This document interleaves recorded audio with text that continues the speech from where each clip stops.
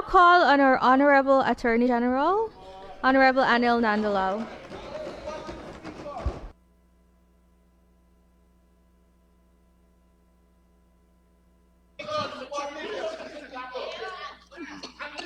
Madam Speaker, it is my privilege to make my contribution to this year's budget debates. And I want to begin by welcoming all these students who are here, because I will make many references to you in the course of my presentation. You heard the presentation of the honorable member who spoke before me. And you would have heard the honorable member use the term mendacious throughout her speech. Mendacious means lying. It's an unparliamentary word. So because you can't say lying, they say mendacious. And let me just, for one moment, just one point I want to make. The honorable member stood there and told us that we must do better when we are in government. And she stood there and she said that the honorable Prime Minister and our government continued where she left off in the telecommunications sector. So they went to the elections in 2015 with a manifesto which included a 100-day plan. 100 days, they told the people, they told your parents, vote for us, and within 100 days, just a few months, we are going to do these things. Let us deal with one issue to demonstrate the mendacity. And the issue is at number 19, the promise, within 100 days, liberalization of the telecommunications sector. 5 years after, there was no liberalization done. The Honorable Prime Minister and our government in 2021 liberalized the sector. That is why you have so many internet providers, you have so many cell phone providers, and you are young people. You are using these facilities, and you know that you are only able to do it a few years ago when we came into government. That is the mendacity and the mendaciousness that we are speaking about. And I can stand here and go on for a long time, but I don't have the time. But Mr. Speaker, I want to come to the budget itself. And I want to begin by recognizing and acknowledging the work of the Ministry of Finance, headed by the distinguished Dr. 𝐁𝐔𝐃𝐆𝐄, and all the public officers across the state sectors who would have worked assiduously in compiling yet another comprehensive, transformational, and sustainable national budget. And I'll come back to the term sustainable later. Mr. Speaker, Madam Speaker, we have heard day in, day out that the budget has nothing for the people of Guyana. But the simple truth is that this budget will inject into the economy of Guyana, a small economy of less than 1 million people, $1.6 trillion. That's what the budget alone will inject into the economy. When you add that to foreign direct investments, local private sector investments, the impact is going to be staggering on every single Guyanese, except the losers on the other side. The losers on the other side. You heard the honorable member, we are building highways, we are building roadways, we are building a Demerara Harbor Bridge that will be about 100 feet in the air. She brings one street.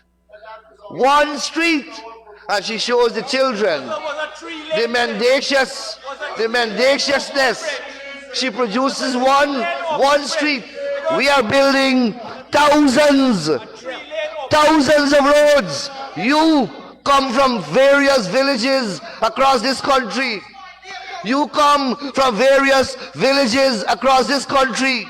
And I say to you that wherever you are living, my children, wherever you are living, the streets in your communities are being built. Wherever you are living. But you heard her for yourself. One street. One street. That, my people, that, my children, is the mendacity that we are speaking about. Mr. Speaker, speaking at the lower end of the batting order gives me certain benefits. So I will not, a lot of information has been put out there already on the budget. The parliamentary record is inundated with data of policies and projects in the budget. And I don't wish to retravel those grounds. But Mr. Speaker, later this year, all of us in this House will be coming into your villages, and you are too young, but we will be asking your parents to vote for us. Later this year, all of us will be asking you to do that. And I want to speak to the electorate from this, the platform of Budget 2025. Mr. Speaker, Madam Speaker, there is a direct correlation between these budgetary estimates and national elections. These budgetary estimates are not sterile, they bear a relationship. Because when we come back, when we go to you, your parents, when we go to the people of this country later this year, we have to demonstrate to them that the promises that we have made to them in 2020 have been delivered. We have to show them that it has been delivered. And once we show them that they have been delivered, we will ask them to return us to office. And that is what they certainly will do. And therefore, Mr. Speaker, electoral politics is based upon two important pillars: trust and track record. Trust and track record. You see, when you go to the electorate, you're asking the electorate to vote for you. And once they vote for you, you will deliver these promises. So they're trusting you because you're not in government yet for that term, but you're telling them, give me your vote, and this is what I'll give you back. You're asking them to trust you. And one of the main ways by which they can determine whether or not to trust you is by examining your track record. The human being is not a robot. The human being is informed and is guided by his experience. And therefore, track record is important in that trust relationship. So, Mr. Speaker, we have two parties, main parties in the country that have spent, one, the PNC, whether they are AFC, whether they are APNU, they are one and the same thing. They are all PNC. You heard the Honorable Member, Cathy Hughes, an AFC member, because she couldn't point to developments and accomplishments during the last term in government. She had to go back till to Burnham. Gone back to Burnham, and you will read, and your parents will tell you what Burnham did to this country. But I don't want to detain you on that issue. But they are the same thing. And then, so they governed for 30 years, or a little over 30 years since independence, and the PPP governed for just under 30 years. So, Mr. Speaker, I now want, so you have a lot to examine on the track record. You have 3 decades of track record from both political parties. And Mr. Speaker, we heard a lot about good governance. We heard a lot about transparent governance. We heard a lot about constitutionality and the rule of law. But none of these attributes, as important as they are, none of these attributes can exist without a simple thing: free and fair elections. They can't exist without a democracy. Democracy is the sine qua non of all those important attributes. And Mr. Speaker, the right to vote is perhaps the most important right to the citizens of any country. Because if you take away that right to vote, you deny that citizen of every other right. Because a governor who is elected, who takes power without the vote of the electorate, will remain in power because he doesn't need the vote of the electorate, and therefore will do as he or she pleases. So all the other rights will never be realized. Your right to speak, your right to move, right to access justice, all of that will be interfered with. Right to education, if you don't have free and fair elections. So let us examine the track record of the 2 parties on the question of free and fair elections. This is where I wanted to go. I had to travel a little circuitous route before I reached there. So we went, as you know, you are bright children. In 1966, we got independence. And we went to our first election in 1968. The PNC was in government. And they passed a law. They passed a law that allowed for overseas voting. And 1/5 of the persons who voted at those elections were overseas. They voted overseas. And a British television firm did a documentary. And they decided to follow the trail of the voters. And they went to London, and they went to all the places that these people were allegedly voted. And they videoed cemeteries, dead people, nobody lived there. They went to the houses, the addresses. They went to the addresses, and they asked the people who were living there if they know Tom Samuels. The people said, Tom Samuels never lived here. We have been living here for 50 years. You know what they did? They sat down in Georgetown, compiled a list, and voted for 36,000 people in the United Kingdom. 36,000 people that don't exist. And you know what the results at that time? At that time, today, we have 65 members of this House elected. In those days, in 1968, it was only 42 members of the House. Only 42. And listen to the results. The results were the PNC, out of a total of 42 votes, 42 seats, they got 30 seats. PNC got 30 seats, more than a 2/3 majority. They took 30 seats. The People's Progressive Party got 19 seats. And the UF got the remainder. 30 seats they took at those elections. And at that time, the PPP base was in the majority of the voters in this country. So you understand the magnitude of the fraud? You understand the magnitude of the fraud? And we were a young nation. That is the first scar they inflicted on the democratic tapestry of this country. We were only 3 years old, 2 years old as a country. 2 years old, and they destroyed the democratic credentials of this country. And they laid the foundation of what was to come. 1973 elections followed. It was worse rigged than that one. Worse, they used the army this time.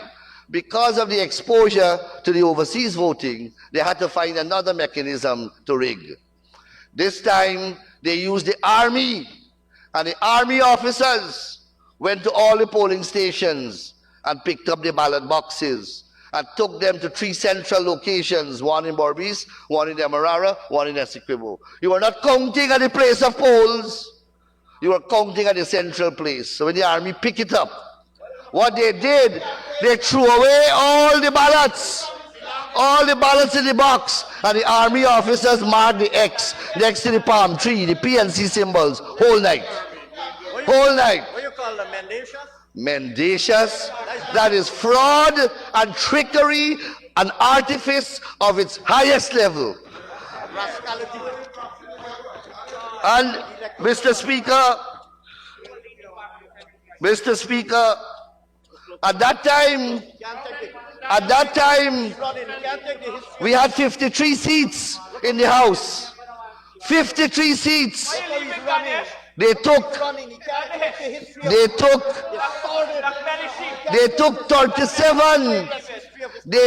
37 of the 53 seats. 37 seats they took. Another 2/3 majority. You know what they gave to the PPP? They gave to the PPP 14 seats. The mighty PPP got 14 seats in 1973, when the PPP base was 50% of the population. Led by Dr. 𝐁𝐔𝐃𝐆𝐄𝐓. Let us go to the 1980 elections. 1980 elections, again 53 seats. Oh yes, and Dr. Anthony is reminding me, at a village on the Quarantine Coast, when the army went to pick up the boxes, two young comrades, among others, blocked the soldiers from taking away the ballot boxes. They said, "You're going to steal our ballots." And you know what the soldiers did? They shot those 2 men. One was 18 years and one was 24 years old. And did not take them to the hospital, but threw them on the back of a pickup truck and went all the other polling stations to pick up more ballot boxes while those men bled like animals in the back of a pickup until they died. That is what. So I am so happy that you are here to understand your history. So let's go to the 1980 elections. The 1980 elections, there were 53 seats in the parliament at that time. 53 seats in 1980 elections. The PNC took 41 of the 53 seats. 41 of the 53 seats. They gave the PPP 10 seats. The mighty party of 𝐁𝐔𝐃𝐆𝐄𝐓 got 10 seats. And the UF, the Speaker's party got 2. He lucky get 2. TUF get 2. And then we come to the 1985 elections. You know, they say they had 2 presidents. One President Burnham and one President Hoyt. President Burnham presided over those elections. Let us hear what Mr. Hoyt did. You know, he's regarded as a Democrat. He's regarded as a Democrat. So let us see what Hoyt did in 1995. In 1985, out of 53 seats in the parliament, they got 42. They got more than in 1980. 42 seats. You know the PPP got? You know we got? 8. 8 seats. 8 seats. And the WPA got 1 seat. That was the massive nature of the rigging and the fraud. And today, they want to lecture us. We must do better when we are in government. That is what they did when they were in government. That is what they did. I'm coming to 2020. And then we had free and fair elections in 1992. And it was not an easy task. We had to drag, the international community had to get involved. The Carter Center had to get involved.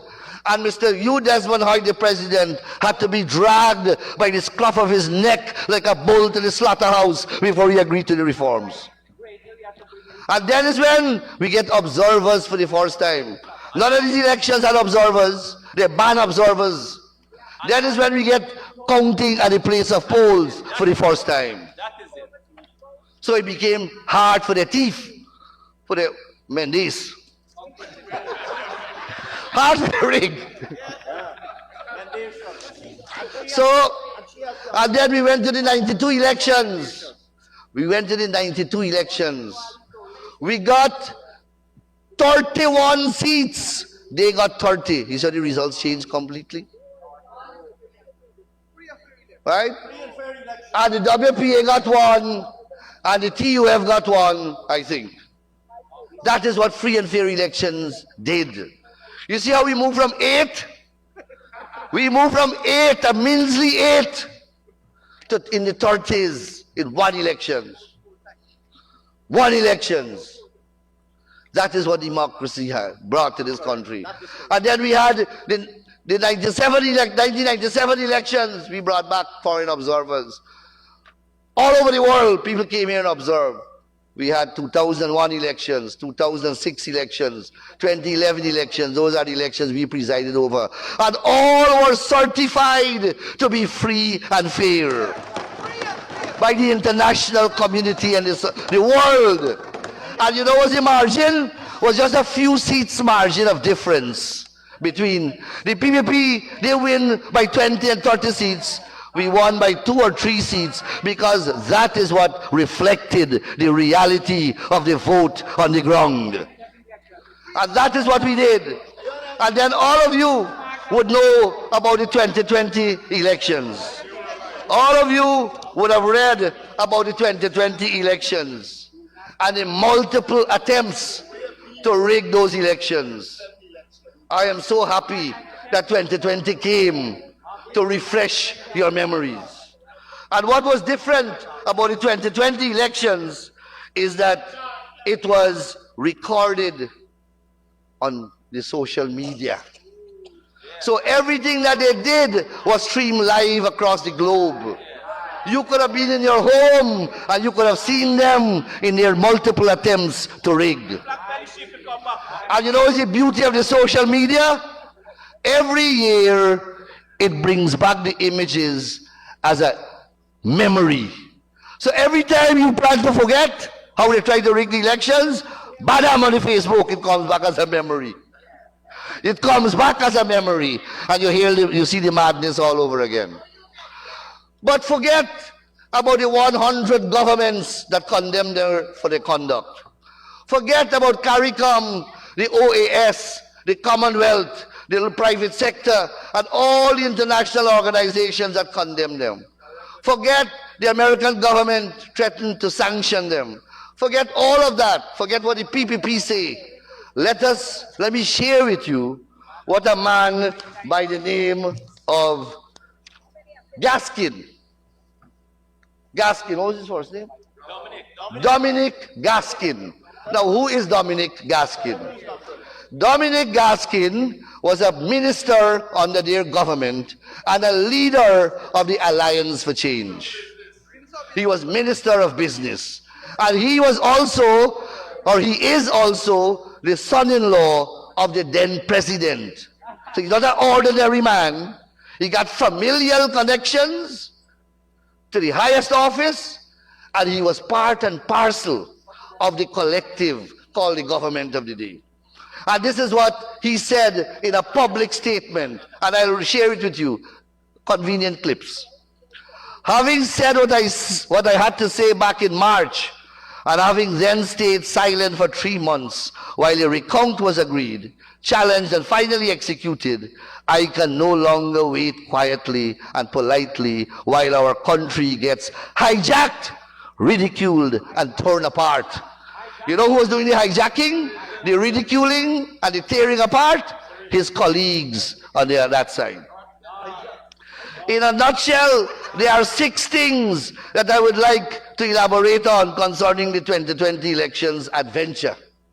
1, a win by either major contestants ought not to come as a shock to anyone. Fair comment. 2, supporters of APNU AFC were misled into believing that the coalition had won the elections. Misled! Just like how she attempted to mislead you for 35 minutes. They were misleading the whole country. 3, there was then a deliberate attempt to discredit the entire elections. When they couldn't rig it, they then decided to discredit it. 4, no evidence has been provided to support the claim of vast numbers of rejected ballots among the disciplined forces, let alone the allegation of a deliberate attempt to invalidate the votes of the disciplined services. 5, no power on earth, let me repeat, for the opposition leaders' benefit. No power on earth can convince the APNU AFC leadership that it lost the elections. No power on earth can convince them that they lost the 2020 election. Up to now, they're not admitting that they lost. 6, all that occurred since March 4th will make it extremely difficult for the APNU and AFC to ever defeat the PPP in 2020. It's not I saying so, it's their own saying that about them publicly. That's correct. That's correct. Let me skip.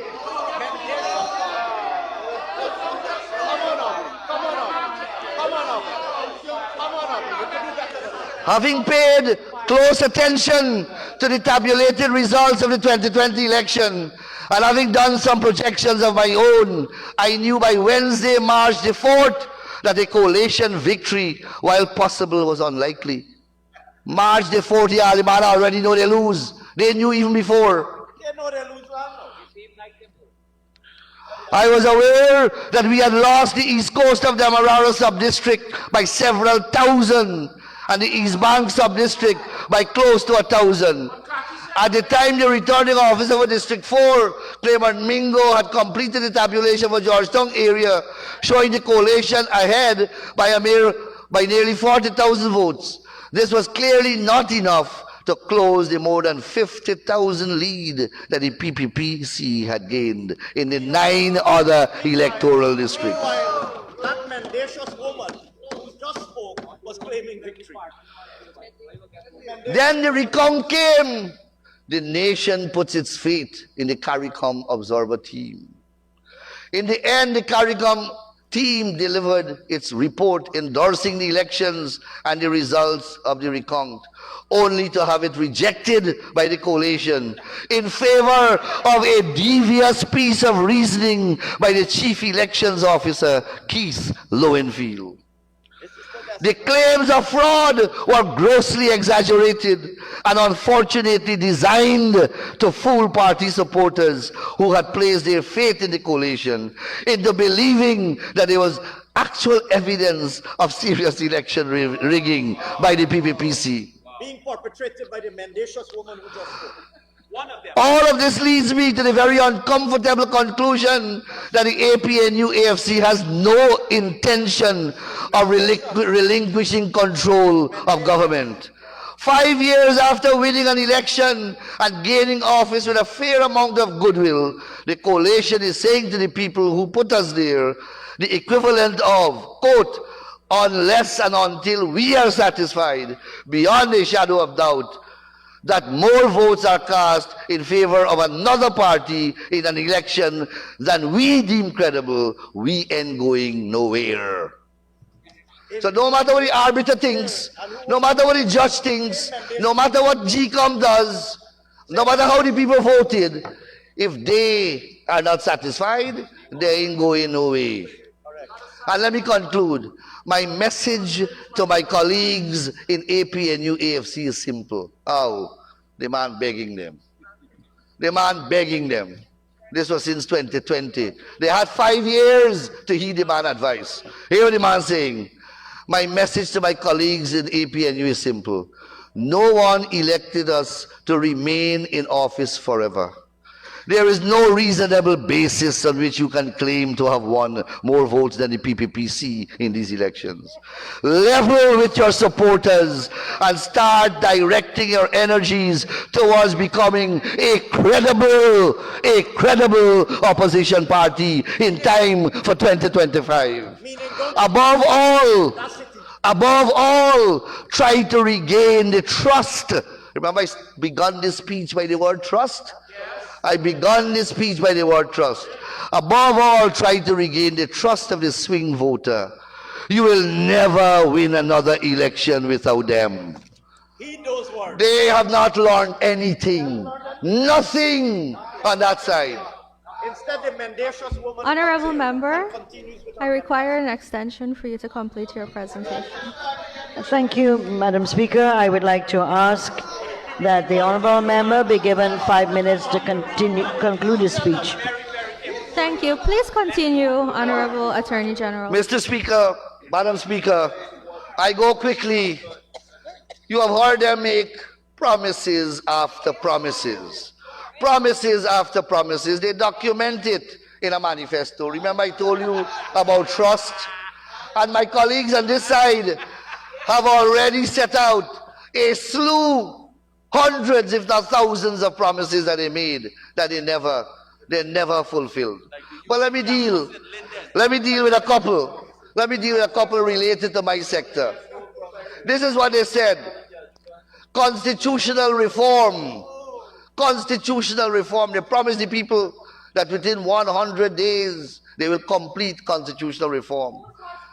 The APNU AFC will immediately, you are bright people, immediately appoint a constitutional reform commission consisting of representatives of all stakeholders, trade unions, the private sector, religious and faith-based organization, women, youth, professional organization, and the university. Its mandate will be to undertake the urgent task of fashioning a comprehensive reforms for the Constitution. Hear the lineup? Women organization, faith-based organization. And guess what they did? They appointed what they call a steering committee. A steering committee headed by one Nigel Hughes, the husband of the member who spoke and the leader now of the AFC. So you see the connection. They appoint Nigel Hughes to head a group of about 4 persons. Geeta Chandan, the honorable member, another PNC, APNU person was on the thing. Remember they promised independence, broad-based. They had Haslin Paris, another member of the PNC on the committee, and they had 2 other token appointments. And they paid $20 million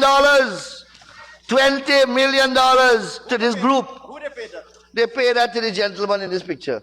Where's the time? Where's the time? Look at the Kodak moment. Where's the time? There's a handing over. There's a handing over of a phantom report that none of us, nobody in this country has ever seen. And 5 years after, not a single step towards constitutional reform.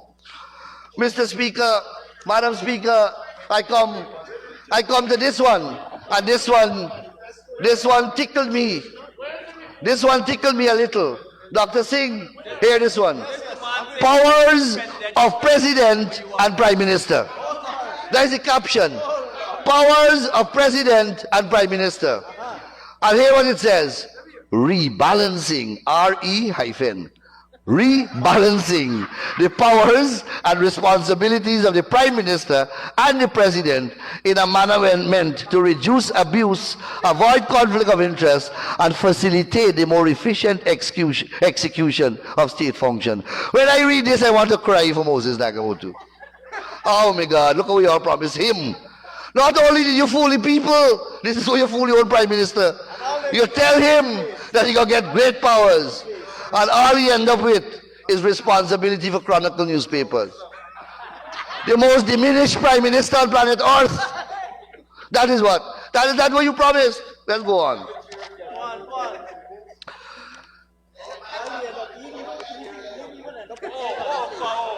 This is another one. This is an interesting one too, Dr. Singh.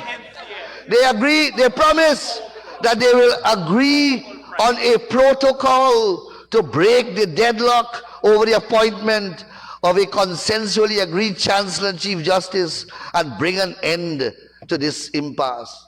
They will devise a protocol to break a protocol. You can't stop them with language. A protocol.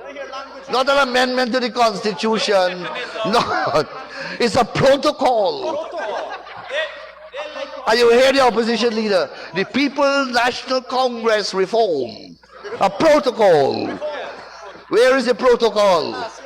Where is the protocol? And this one is particularly relevant to the Parliament. This is what they said in relation to Parliament and the National Assembly. This is what they said. Mr. Clark, I will ask you, to the Speaker, I will ask you to comment on these at a later stage. They will appoint, now all of us know that we have a Parliamentary Management Committee comprising of 5 on that side and 5 on this side. But that, according to them, is not working. This is what they promise. Appointing a parliamentary committee dedicated to making recommendations for the continuing reform and improvement in the working of the parliamentary system. Where is that committee, Mr. Clark? Where is that committee? Let me go on quickly. They will appoint, and again the language. Member, I'll give you 30 seconds to conclude, please. Yes, they will appoint an in situ parliamentary council, and they will establish a National Assembly Budget Office. An in situ parliamentary council means an in-house parliamentary council. And a National Assembly Budget Office. Mr. Clark, where is your National Assembly Budget Office? Where is your in situ parliamentary council? Madam Speaker, I went through that and I have much more materials to show to the people of this country that they can never be trusted. They are going to come to the electorate later this year, and they will promise the skies, and they will promise the mountains, and they will promise the oceans. But Mr. Speaker, Madam Speaker, it is all a farce. It is nothing but a three-card trick. I thank you very much.